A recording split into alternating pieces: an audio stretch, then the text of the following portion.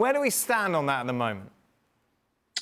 Well, we're in the middle of a bidding war, or at least a bidding war that is trying to be generated by the Glazers. And make no mistake, the club is for sale, and they are trying to drum up and drive up the price. That's what's going on. And all these sort of conflicting messages about, oh, is there a deadline? Is there not a deadline? Has someone met the deadline? Have they not met the deadline? Or maybe they don't want to sell it. Oh, they might do. Or maybe they'll sell a stake. Maybe they won't.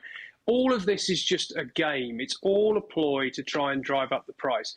The fact of the matter is that they want $6 billion, which if you talk to most people in football who deal with these kind of big club sales will say that that is an inflated price. And the only way you get anywhere near it is if you get a state-owned backer, and obviously there's a Qatari bid involved here, excited enough to start paying, you know, the going rate, the talking shop for the club. And, you know, I think most of the serious, credible alternatives, people like Jim Ratcliffe, I know that Elliott Management are talking about trying to take a stake in the club. They obviously had ownership of AC Milan for a while. Anyone who's got a background in football and football ownership knows that Manchester United at the moment is not worth six billion.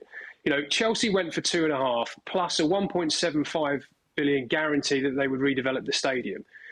Old Trafford doesn't necessarily need knocking down, but it needs a huge amount of work being done to it. And there are people, there are architects, there are schools of thought that say, actually, maybe it does need knocking down and rebuilding. The training ground, Carrington, is a long way behind some of the contemporary Premier League clubs. So there's an awful lot of money that needs to be spent on the infrastructure, let alone the squad and the playing staff to get them up to compete with Manchester City. So they're not worth $6 billion. What is going on here is trying to drive the price up and really, really get somebody to stick their head above the parapet and say, well, actually, maybe we'll go to 5, maybe we'll go to 5.25, maybe we'll go to 5.5. And then it's FOMO, it's fear of missing out. And the other parties who are interested maybe say, well, actually, hang on a minute, if they're going to say it, well, maybe we'll go to it. That's what's going on at the moment. It's cat and mouse, and nobody wants to commit the figure that the Glazers have put on the club to force a quick sale.